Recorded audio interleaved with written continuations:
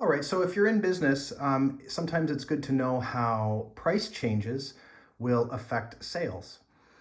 And so I just made up a question here, and maybe we can try and figure out a linear equation that will help predict the sales of our product.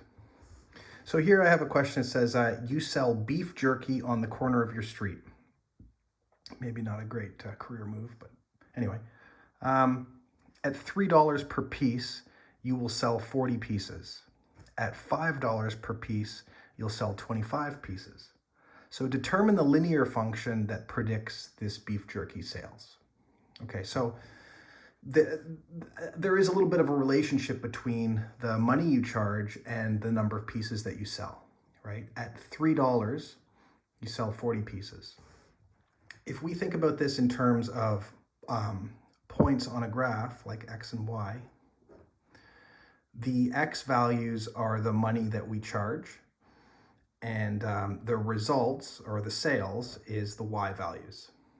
So we kind of have like 2 points here, the $3.40 pieces and the $5.25 pieces. And it's quite normal, as the price goes up, you'll notice that the number of units sold goes down, right? And that's pretty regular, right? That goes for a lot of us. As the price goes up, we buy less. So the first step is to find slope, and slope is the formula m equals y2 minus y1 divided by x2 minus x1. The benefit with this linear equation stuff is there's only like 3 formulas that you ever got to worry about, so it's kind of nice. Okay, so the second y value, or y2, is the y value from your second point, right? So it's going to be 25.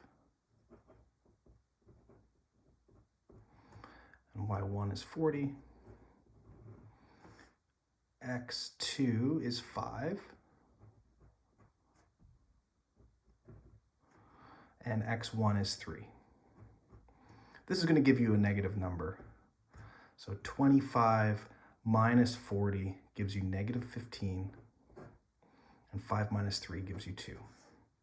So that's our slope. We were able to figure out slope. That's the first step with all of these kinds of questions, is to find slope. And you can always find slope if you have 2 points just by using that equation.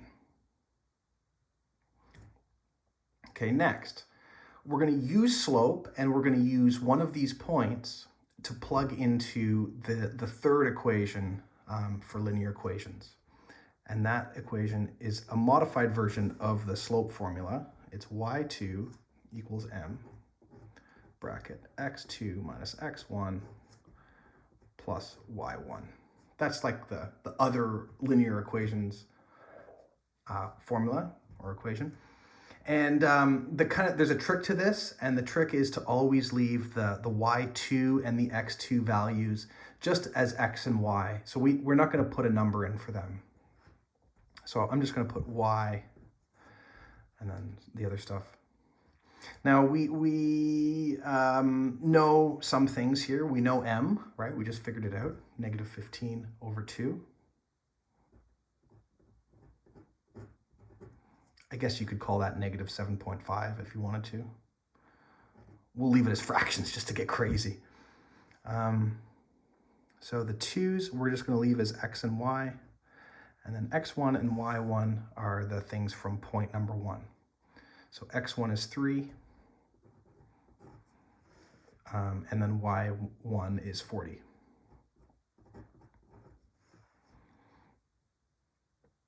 Sweet. So now we're going to multiply this times that, and this times that. I got my trusty calculator here. I mean, not that we need it, but I'll show you how to do it with fractions anyway.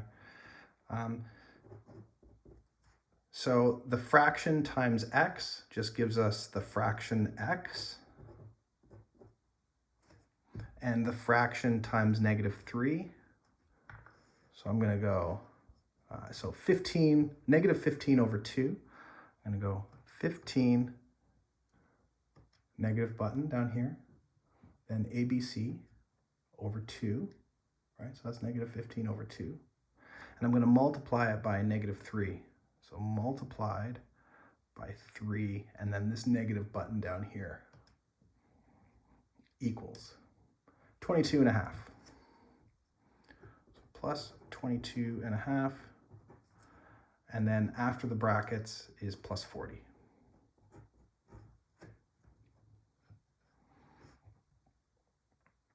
Then we can collect like terms, the 22.5 and the 40, so I can just go plus 40, and now I have 62.5. So y equals -15 over 2x plus 62.5. And people always ask, can we just convert these fractions to decimals? You can. I mean, you can and you can't. With things like this, it's just going to give you like 0.5, right? Like this will be 7.5 and this is 62.5. Okay, so not bad. But if your fraction gets into weird stuff, it just doesn't work. And so my rule of thumb is just I leave them in fractions. No matter what it is, I leave it as a fraction. It's easier. So we have now figured out the equation of our beef jerky sales. Okay, so this is a linear equation that predicts beef jerky sales. Now, what you can do with this is now put in any price. So we knew $3 and $5.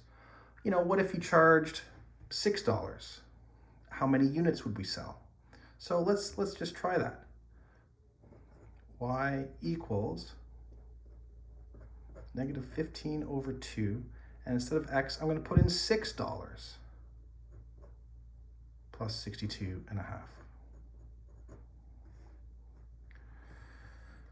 Now let's see if we get a number. Try and get rid of the glare.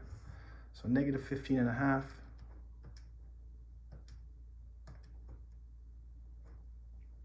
times 6 equals -45.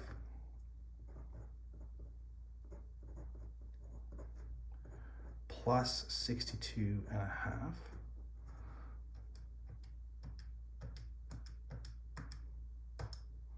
$17.5.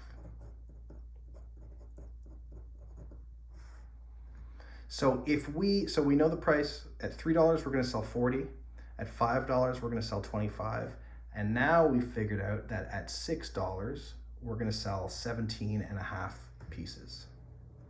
I'm going to write a little note to myself. Dear self,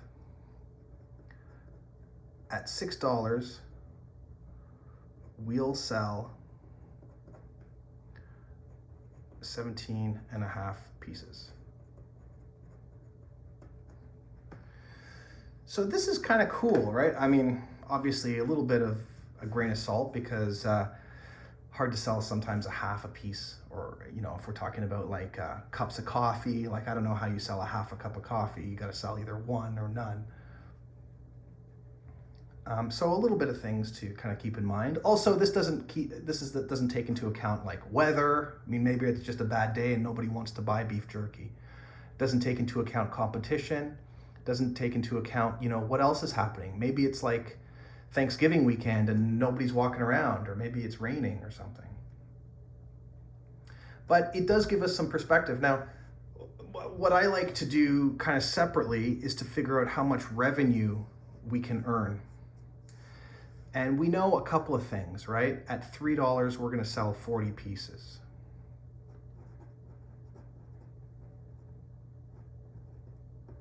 So I'm going to just do a quick calculation here. At $3, we're going to sell 40 pieces.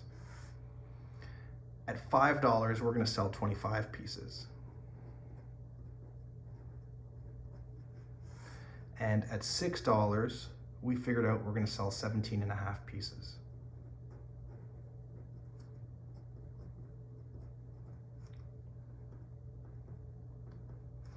And we can use this stuff to figure out our potential money that we can earn. So 3 times 40 gives us 120. So $120 that we've earned. 5 times 25 gives us $125 that we've earned. And 6 times 17.5 gives us 105.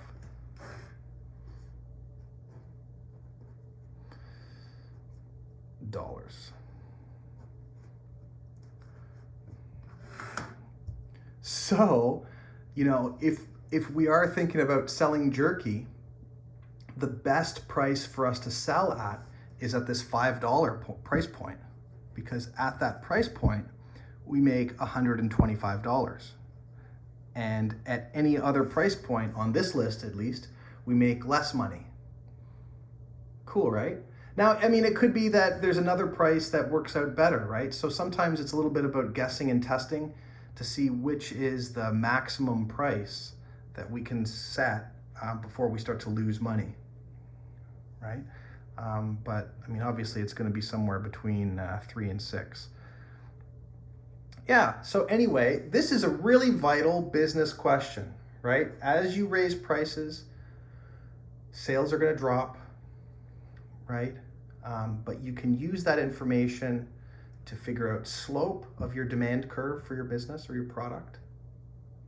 With the slope, you can figure out the equation of your line.